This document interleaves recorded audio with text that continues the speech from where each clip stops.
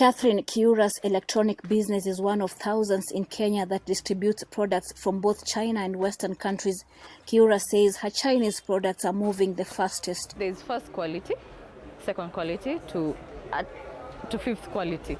So it depends with what the customer is asking for. Because we will sell something that a customer wants. If it's a bulb for 30 shillings, I have. If it's a bulb for 50 shillings, I have.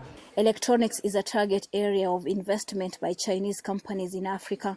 Locals say such investments are impacting their daily lives directly. A lot of products we see in the shops are from China. Government projects we hear are also being run by Chinese. So even though America is investing, we haven't seen them on the ground.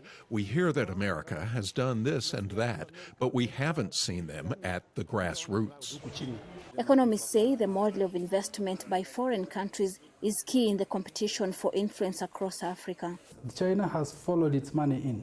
Whenever it's invested, unlike other lenders, it's actually followed its projects with the engineers, sometimes even to an extreme of having even their own workers.